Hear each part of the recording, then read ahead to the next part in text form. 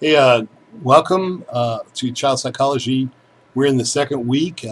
It's been a great class so far. I've really enjoyed our interactions together as we've looked at. I think we've looked at our first main writing assignment, the observations. Um, what a great opportunity that we have here to interact with the real world, people in the real world, children in the real world. And that's so important because we learn so much when we're in college, surrounded with so much information. It's good to plug into the real world. How does this really work, or what does this really mean?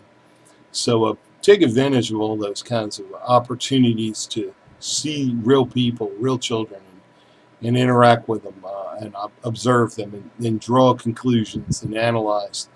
Um, how this usually goes, every week I'll post one of these videos just to kind of welcome you to the week, to the next week, and also review what we did, sort of what we did the first week. I don't know always if I touch on everything.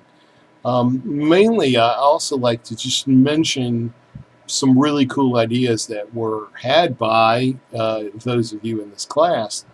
And so I'll point out a couple of people, call out their names, and just tell you specifically what I really appreciate what you had to say. And that doesn't absolutely doesn't mean that the rest of you aren't doing well. It just means I try to work my way through everybody, give everybody a shout out at some time. So I'll start with four of you, and all of you really appreciate what you had to say on your discussions. So just a couple of you. I remember, I think this first discussion where you have the kids, you have the cookies, whether they share, why do they share, why do they not share, what's up with that. But this is what psychology research does. I mean, we seek to answer these questions, try to understand children, and so we want to understand children not only in terms of what have they learned, but also, yeah, maybe their inherent qualities that make them think and behave the way they do. Kristen, you did a very good job listing quite a few of those variables. Remember, it's often fairly easy to find one thing sort of relates to the other.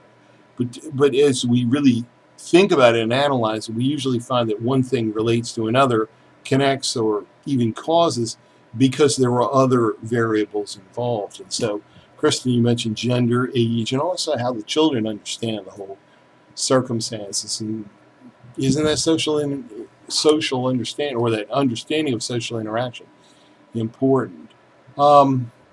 I liked what both Terrell and Tony said about this in different ways. You said it in different ways. But Terrell, how you mentioned how children are either taught or they feel like they're supposed to do something, and so there is that assumption of nurturing. You're taught to be good and kind and share and all.